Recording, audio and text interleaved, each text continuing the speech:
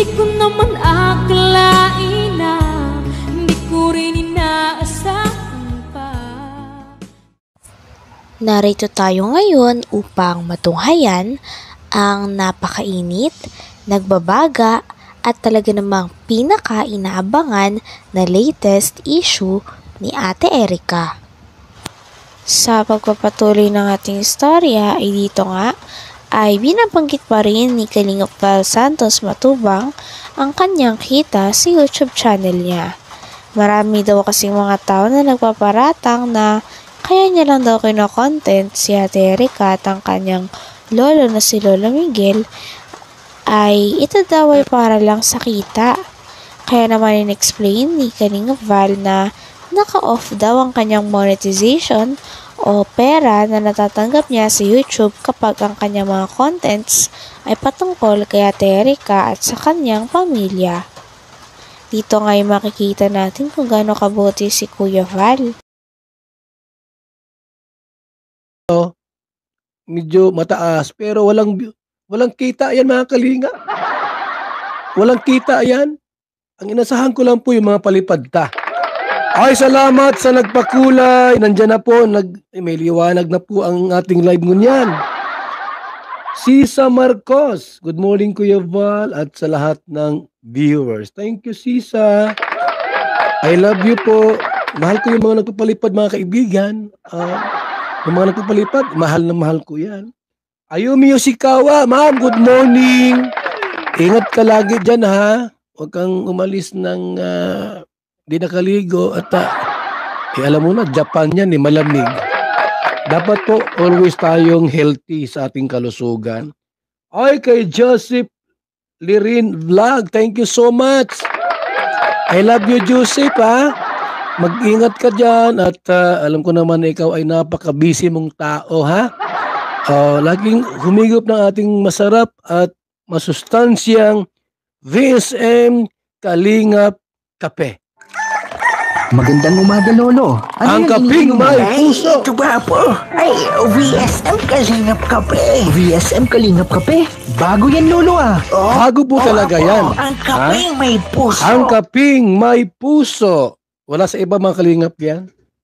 Walang ibang may kaping may puso. Alam mo kung bakit po tinawag na kaping may puso? Kasi mayroon siyang collagen. Ayan. May mangustin po.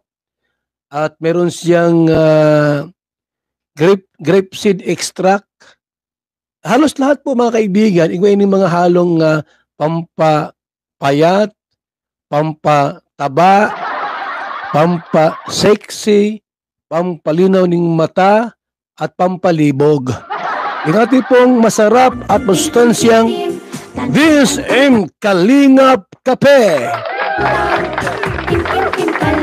Ay, pwedeng umorder po, mga kalingap. Pwedeng umorder, no? Mag-text sa ating text line 0929. Habang patagal nga ng patagal ay parang mas lalong umiinit ang issue ni Ate Erica sa pagitan ng kanyang pamilya. Kaya naman nandito lagi si Kalingap Val Santos Matubang upang magbigay ng mga latest updates sa mga manonood patungkol sa issue na ito. Sa ngayon nga ay pinag-uusapan din ni Kalingap Val ang mga pagkakaiba ni Ate Erica at ng bagong ka-love team ni Kuya Edo na si Viancy. Talagang may pagkakaiba nga si Ate Erica at si Viancy sa isa't isa. At sinabi nga ni Kalingap Val na gandang-ganda talaga siya kay Ate Viancy. Ano po ba mga kalingap? Ako po ay tuwang-tuwa ngunyan. Kasi kayo, very yung isip nyo po, masyado kayong maunawain at naunawaan nyo ako mga kalingap, di ba?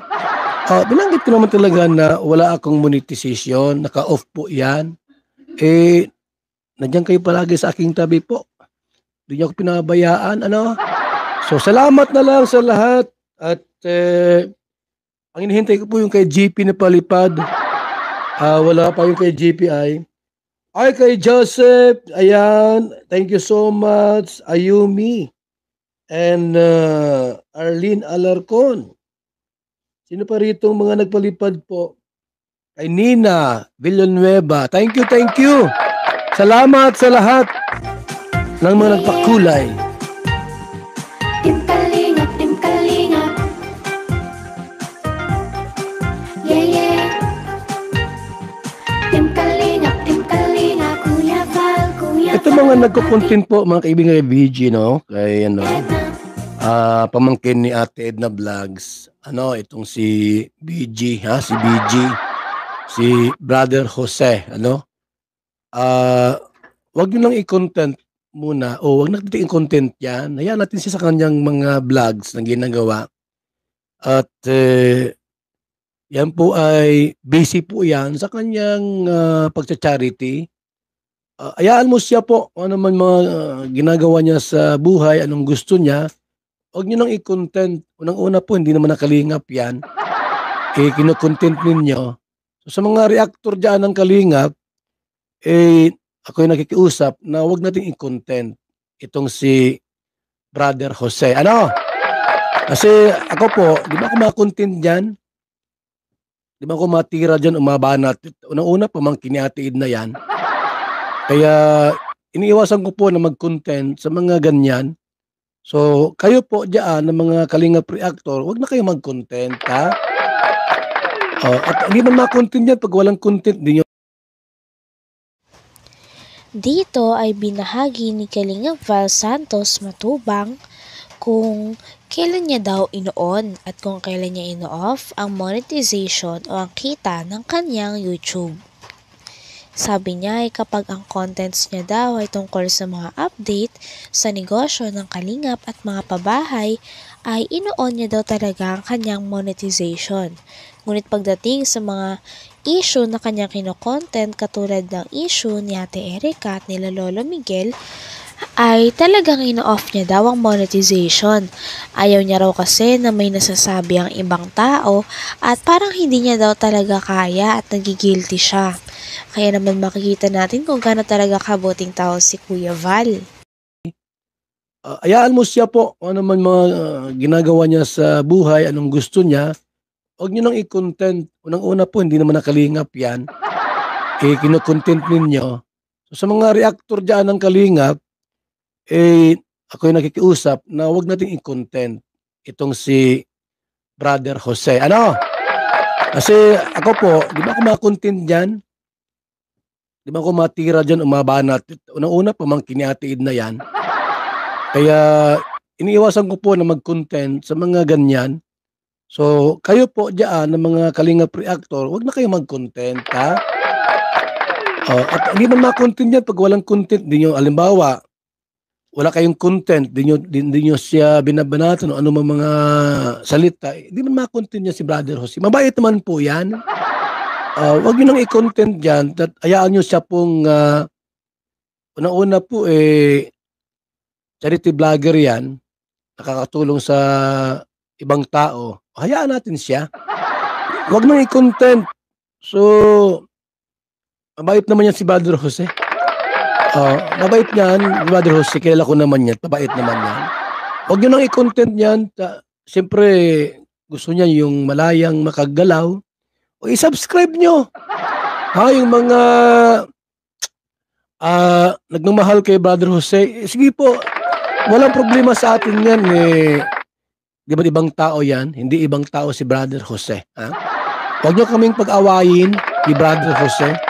Kasi hindi ko man i-content si Brother Jose. Hindi po. Pag iba yung tumitira sa atin, maaaring i-content ko sila. Kapag yung sariling tao po, ay dahil po, dahil.